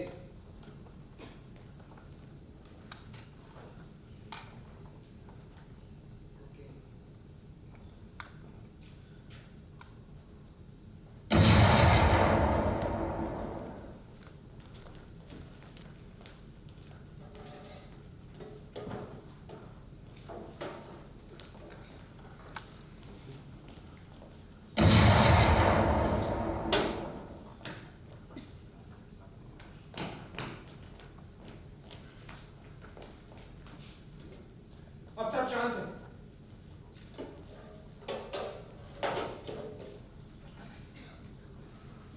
आपको चोट आई? नहीं, किसी को भी चोट नहीं आई है। आपका तो बहुत खून बह रहा है। कोई खास बात नहीं, कुछ कांच की गेट से है। हथगोला। हथगोला या बम, पर उनका निशाना थोड़ा चूक गया है। मुझे अफसोस है कि उन्होंने ये समय चुना। बगीचे में जाकर ढूंढो। हरामी कहीं। आपको कुछ कह रहे थे? इससे मुझे मेरे पिताजी का महल याद आ गया। आसर की ये तुम्हारे आदमियों का काम। आपका दिमाग खराब है। उनका निशाना क्या था? की बात करने आए हैं। मैंने कहा उनका निशाना है। इससे किसी और का कोई लेना देना नहीं। वो लोग नहीं चाहते हैं कि आपके और हमारे पार्टी के बीच गठबंधन हो। फिर भी आपने देखा ना, सावधानी बरतना कितना बेहतर है। और आपका बहुत खून बह रहा है। हैदर मारा गया? नहीं, मैं जिंदा हूं और यहाँ हूं और आपके पति सुरक्षित है। देवर आपको मेरे ऊपर वाले कमरे में ले जाएगा, उसके बाद आपको पट्टी कर देगा। उसके बाद हम लोग गठबंधन की बातचीत जारी रखेंगे। आप सबको ऊपर चलना चाहिए। वे लोग दोबारा कोशिश कर सकते हैं। लियोन आप सबको पट्टी बांधता रहेगा और आप लोग बातें करते रहिएगा। ये ठीक रहेगा। क्या था? बम बागीचे से फेंका गया था। वे लोग इसे फेंक कर भाग निकले। सब कुछ दीवार ने झेल लिया और खिड़की के पास से रुमाल भी मिला। हरामी! ऊपर चलते हैं। जाओ। तुम नहीं, स्लेट, तो मेरा शर्त सही निकला। मुझे मारने की प्लानिंग चल रही और इसीलिए इन दोनों को यहां भेजा गया। और हाँ, जरूर ये काम ओल्गा और लुइस का लगता है। इन दोनों पर नजर रखना।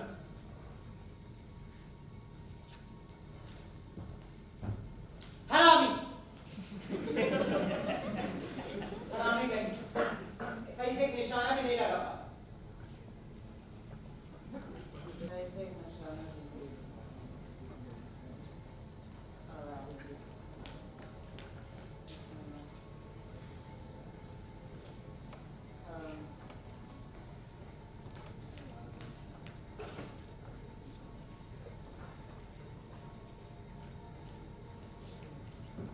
Oh wow!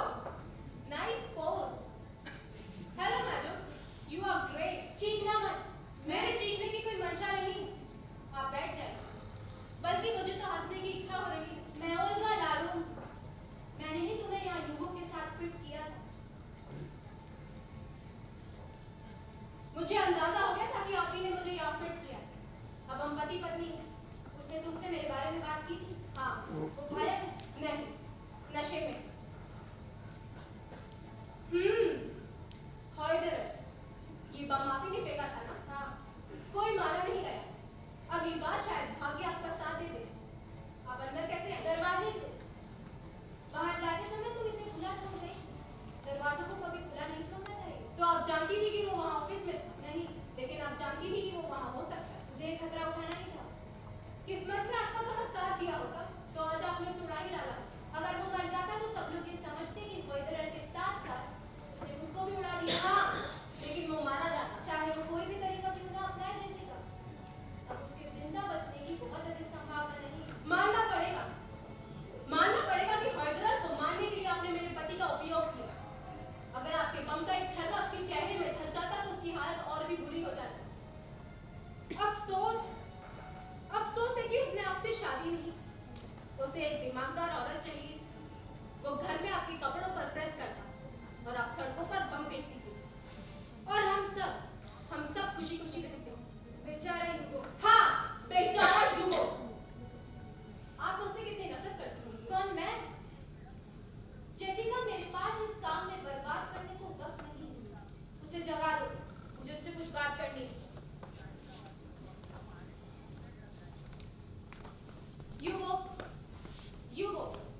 यूगो तुमसे कोई मिलने आया है।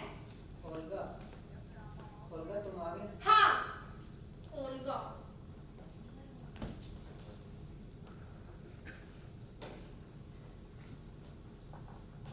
तो तुमने क्या तय किया? तुम्हें बम नहीं फेंकी। मैं पूछ रही हूँ तुमने क्या तय किया? मैं तुम लोगों को सोच के बताऊंगा।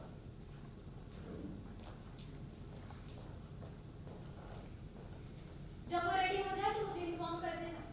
मैं खिड़की के नीचे ही खड़ी वेट करूंगी।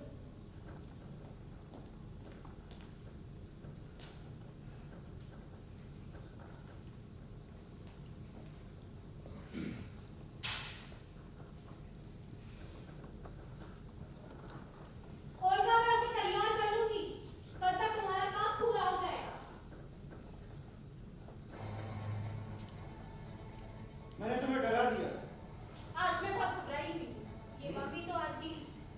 ये बात तो है, पर क्या तुम्हें हमेशा ही ऐसे अंधेरे में रहने की आदत? मजबूरी है, मेरी आंखें बहुत थकी हुई है। ओह, कोई बात नहीं, यहाँ बैठ सकता हूँ। मेरी तरफ से परेशान होने की तुम्हें जरूरत नहीं। आपको मुझसे कुछ कहना है? नहीं, नहीं, पर अभी थोड़ी देर पहले तुमने मुझे हंसा दिया था। तुम गुस्से से लाल हो रहे थे। मैं आपसे कुछ कहना चाहता हूँ।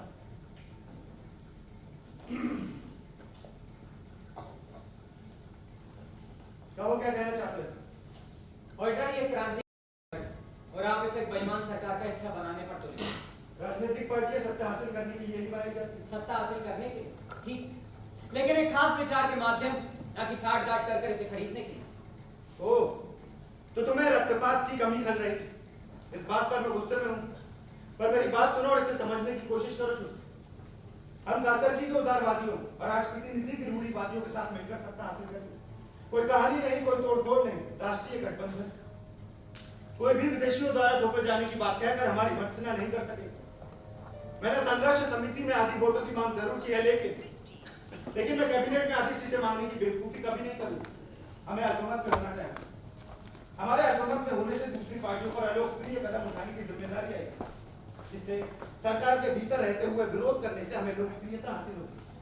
वो लोग बुरी तरह से गिर चुके हों और तुम देखोगे कि 2 साल के भीतर ही उदारवादी राजनीति विफल हो जाएगी और फिर पूरा देश हमें सरकार चलाने को कहेगा। और पार्टी का अस्तित्व खत्म हो जाएगा। अस्तित्व खत्म क्यों भाई?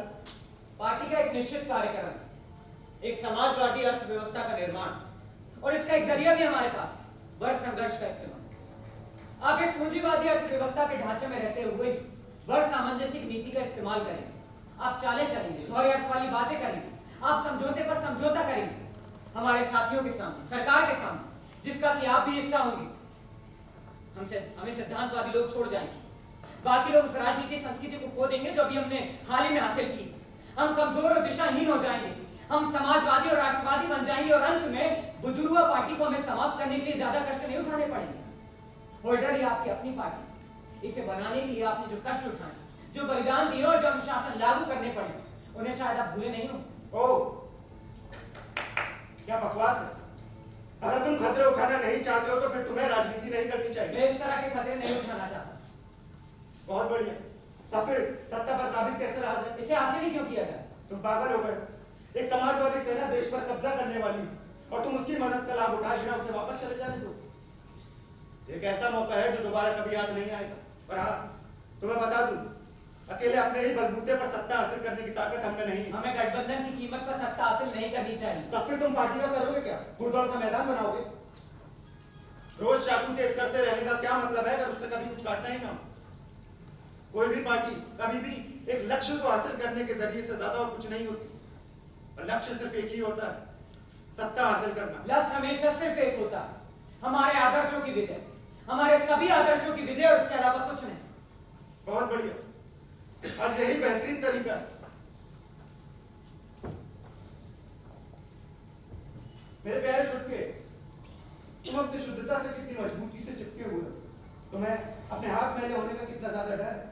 ठीक, तुम शुद्ध बने रहो, पर इससे फायदा किसको होगा? और तुम हमारे बीच करने क्या आए हो? शुद्धता फकीरों और भिक्षुओं का पैदा किया हुआ विचार। तुम बुद्धिजीवी लोग, तुम अराजक बुर्जुआ लोग कुछ ना करने के लिए इसको बहाना बना लेते हैं। कुछ ना करना, जड़ बने रहना, हाथों को शरीर से सटाए रखना, दस्ताने पहनना। हाँ, मेरे हाथ गंदे हैं, कोहनियों तक गंदे हैं। मैंने इन्हें मल और खून में धसा दिया है, पर तुम्हें इससे क्या?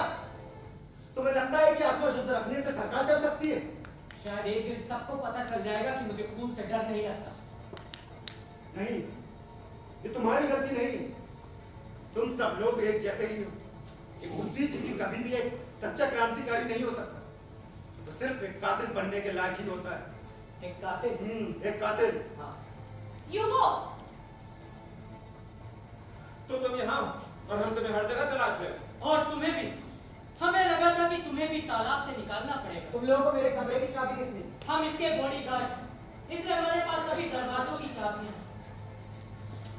तुमने तो हमारी जान ही निकाल दी थी, इसलिए क्या खुले और होल्डर का कुछ पता नहीं। जब तुम हवा खाने निकलते हो तो तुम्हें हमें बताना चाहिए। तुम लोग सो रहे थे। तो उससे क्या? जब तुम्हें हमें जगाने की इच्छा होती है तब तुम हमें सोने कब देते हो?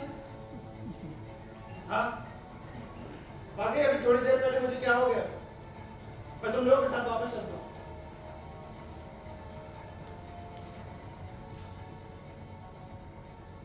चुटके, इस बारे में हम दोबारा बात जरूर करेंगे कल सुबह 9 बजे मेरे ऑफिस। Bye Jessica. बाय। हरामी।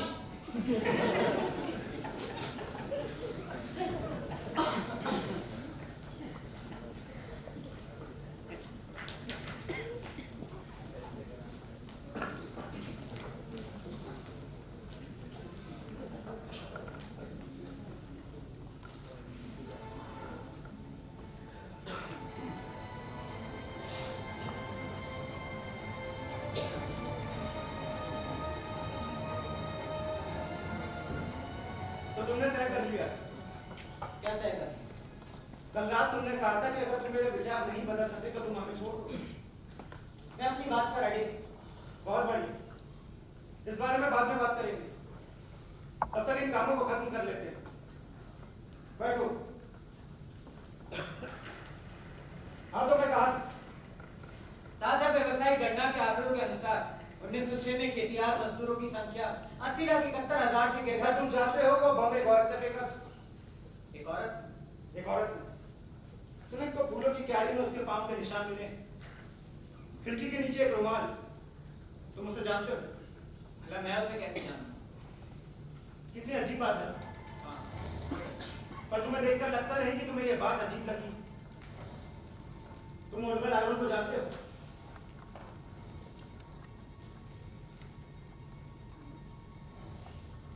तुम्हें क्या हुआ है? कुछ नहीं, मेरी तबीयत खराब है। तुम्हें छुट्टी चाहिए? नहीं, चलिए काम करते। तो ये वाक्य दोबारा शुरू करते हैं। गणना के आंकड़ों के अनुसार 1906 तुम में जानते हो वो औरत छुप क्यों गई? मैं शर्त लगा सकता हूं उसने बम आंखें बंद करके फेंका होगा। क्यों? शोर के कारण। शोर ना सुनने के लिए वो अपनी आंखें बंद कर लेती, बम फटने से ठीक पहले। और तुम जानते हो ये सब चुहिया शोर से बहुत डरती। हाँ, अगर ये कमी उसमें ना हो तो वो बड़ी शानदार कातिल बने। और तुम्हें पता है वो बड़ी अड़ियल होती, एक पके पकाए विचार को स्वीकार कर लेती और उन्हें ब्रह्म वाक्य समझ लेती। जबकि हम सिर्फ उसूलों के मतभेद के कारण किसी भले आदमी पर गोली चलाना हमारे लिए आसान नहीं। हम विचारों का निर्माण करते हैं और हम ये भी जानते हैं कि उनका निभाव कैसे होता है। हमें कभी भी अपने सही होने का पूरा यकीन नहीं होता।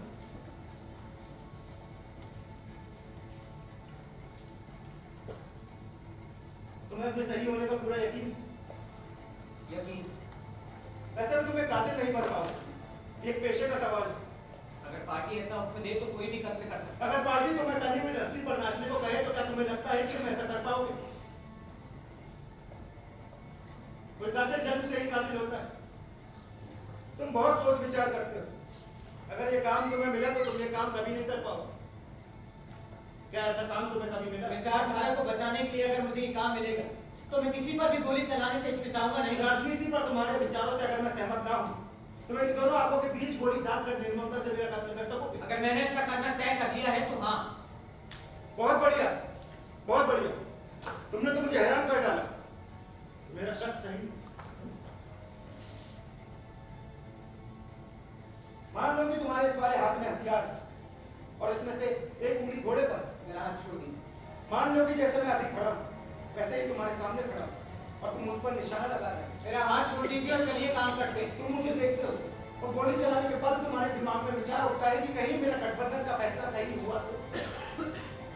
तुम समझ रहे हो? मैं गोली चलाने को छोड़कर और किसी बारे में नहीं सोचूंगा। तुम सोचोगे?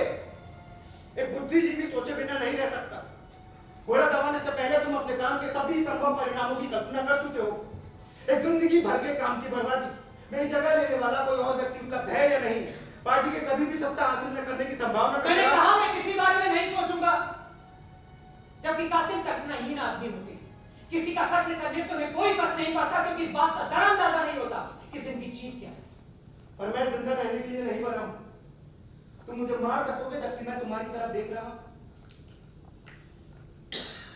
सच्चे कातिलों को इस बात का रत्ती भर भी अंदाजा नहीं होता कि उनके दिमागों के भीतर क्या चल रहा है। जबकि तुम सब कुछ जानते हो। क्या तुम वो सब कुछ सहन कर पाओगे जो मेरे दिमाग में चल रहा होगा जब मैं तुम्हें मुझ पर निशाना साधते देखूंगा? कॉफी लोगे?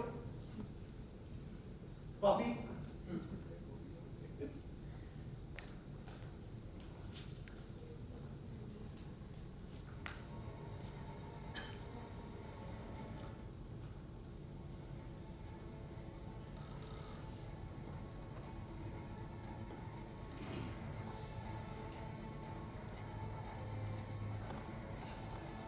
तुम्हारी कॉफी। शुक्रिया। अब अपनी रिवॉल्वर मुझे दे दो। तुमने देखा, मैंने तुम्हें अच्छा खासा मौका दिया और तुमने इसका फायदा नहीं उठाया। छुटके मैंने कहा अपनी रिवॉल्वर मुझे दे दो।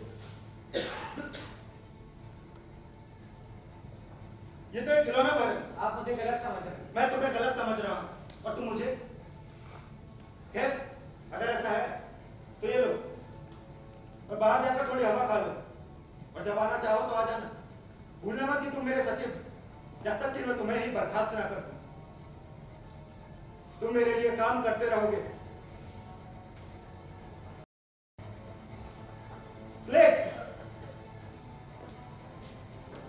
चुटका परेशान है, उस पर दूर से नजर रखना और अगर हो सके तो उसे चुटका या किसी दूसरे का भेजा उड़ाने से रोको। उससे पहले मैं उड़ा दूं उसका भेजा। पागल मत बनो।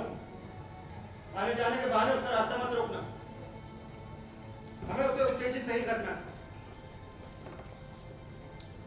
ओके।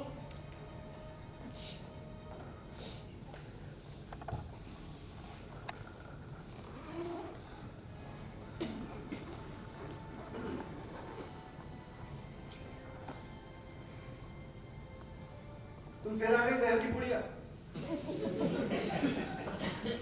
आखिर तुम चाहती क्या हो?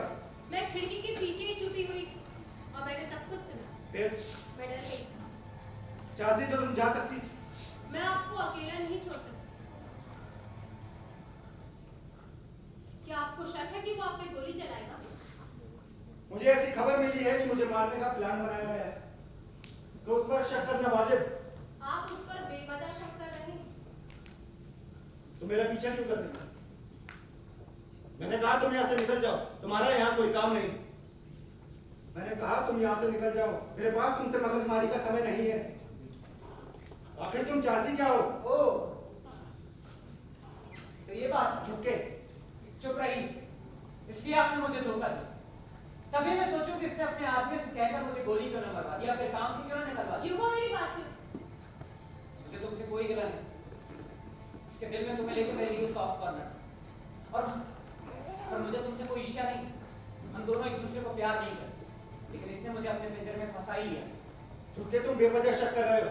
अगर फिर भी तुम चाहो तो मैं माफी मत मांगी, बल्कि इसके उल्टे मैं आपका आभारी हूँ। कम से कम इस एक बार तो आपने मुझे व्याकुल होकर देखने की खुशी दी। और फिर आपने मुझे आजाद कर दिया। देखिए ऑर्डर, मैं आपकी आंखों में आंखें डालकर देख रहा और मेरा हाथ कांप नहीं रहा। छुटके पागलपन मत करो, पर एक लड़की के लिए तो बिल्कुल भी नहीं।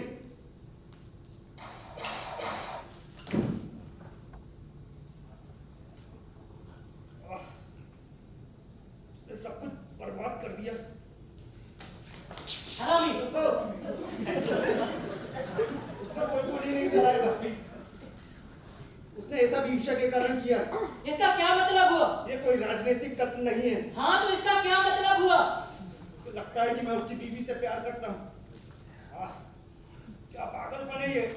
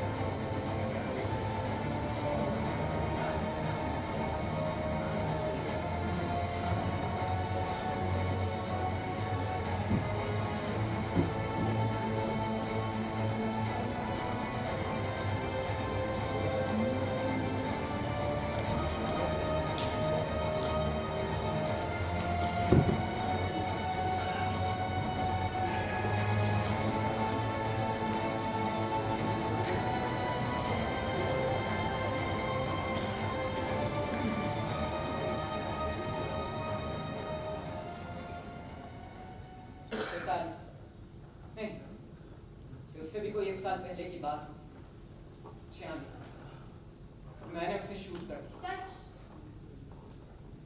क्या सच में सब कुछ ऐसा ही हुआ था? क्या सच में तुमने उसे जेसिका की वजह से मारा? मैं इतना जानता हूं कि मैंने उसे मारा। अगर मैंने दरवाजा ना खोला होता तो वो वहां था। उसने अपनी बाहों में जेसिका को पकड़ा हुआ था। लेकिन ये सब तुच्छ बात है।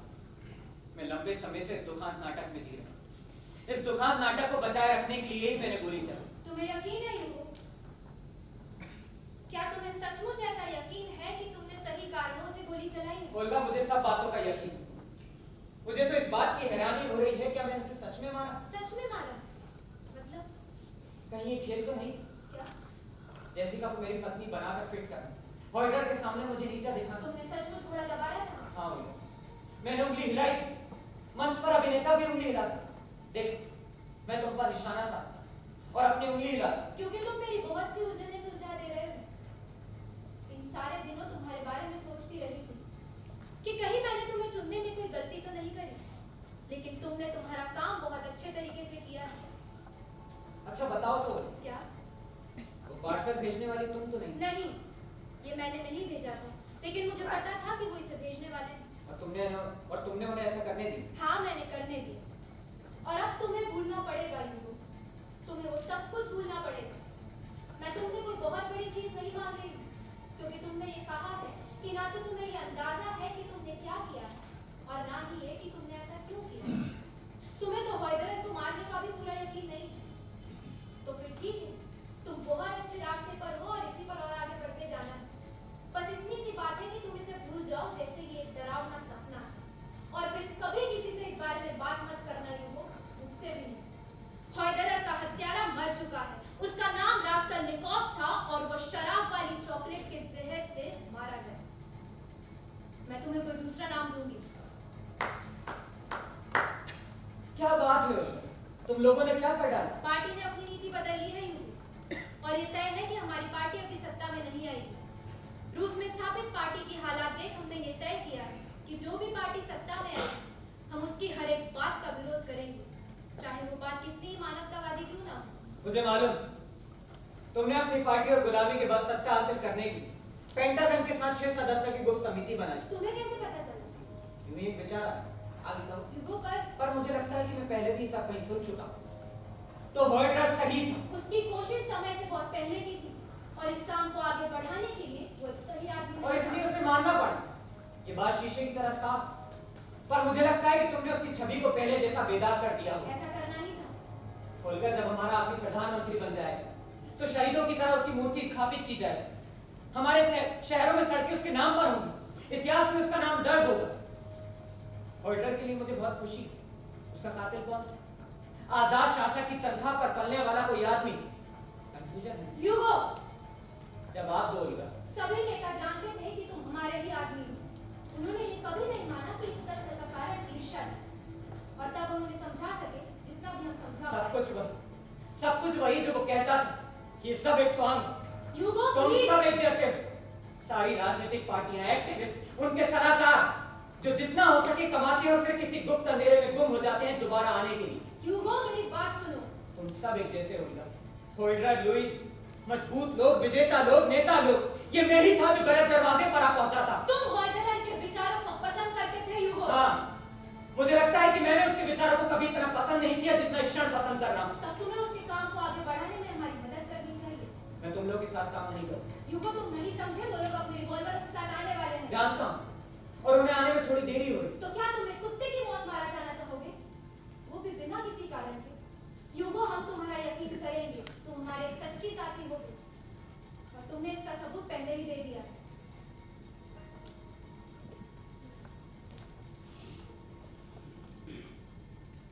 लगता है वो लोग आ गए। यूगो, ये जुर्म होगा। चुप प्लीज। रहो लोग। अब और भारी भरकम शब्दों का प्रयोग मत करो। वैसे इस कहानी में काफी भारी भरकम शब्दों का प्रयोग हुआ और उन्होंने नुकसान ही किया। लगता है ये उनकी गाड़ी नहीं। सुन, मेरे पास तुम्हें समझाने का वक्त है। मैं नहीं जानता कि मैंने हॉइडर को क्यों मारा, और मैं इतना जानता हूं कि उसे क्यों मारना चाहिए, क्योंकि वो गलत नीति पर काम कर रहा था, क्योंकि वो अपने कॉमरेड से झूठ बोल रहा था और क्योंकि खतरा था कि वो पूरी पार्टी को सड़ा डालता। अगर मुझ में गोली चलाने का साहस तब होता जबकि मैं कार्यालय में उसके साथ अकेला था, तो वो इन कारणों से मारा जाता, लेकिन मैंने उसे बाद में मारा। और अब तुम लोग चाहते हो कि मैं खुद पर और भी ज्यादा शर्मिंदा हूं और मान लूं कि मैंने उसे बेवजह मार डाला। ओल्गा वोइडर की राजनीति के बारे में जो पहले मैं सोचता था, वही अब भी सोचता था। जब मैं जेल में था तो मुझे लगता था कि तुम मेरे विचारों से सहमत हो, लेकिन अब लगता है कि मेरे विचारों में सिर्फ मैं अकेला आदमी, लेकिन मैं अपने विचार बदलूंगा नहीं।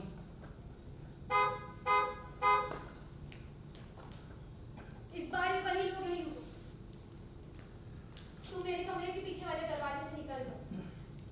अब मैं और तुम्हें यहाँ नहीं छुपा सकती। अपनी किस्मत आजमा लो तुमने वोइडर को एक महान आदमी बनाया, लेकिन मैं उससे कहीं अधिक चाहता था, जितना तुम लोग कभी नहीं चाह पाओ। अगर मैं अपने किए काम से मुकर जाऊं तो कोई बेनाम लाश बनकर रह जाए। पार्टी का एक सड़ा गला मार वोइडर सहयोग से मारा, एक औरत के लिए मारा। वोइडर जैसा आदमी सहयोग से नहीं मारा जाता ओल्गा। वो अपनी नीति, अपने विचारों के द्वारा मारा जाता है। वो अपनी मौत का खुद जिम्मेदार होता है। अगर मैं अपने किए काम से मुकर जाऊं, अगर मैं अपना नाम दोबारा रास्कलनिकोव रख लूं, अगर मैं इसके लिए वो कीमत चुकाना तय कर लूं जो मुझे चुकानी पड़ेगी, तभी कहीं जाकर वोइडर को एक सार्थक मौत मिलेगी जो उसे शोभा देगी। मैंने अभी तक वोइडर को नहीं मारा, वो जिंदा अपनी विचारधारा के रूप में, लेकिन अब मैं उसे मारने जा रहा हूं। उसके साथ ही उसकी विचारधारा को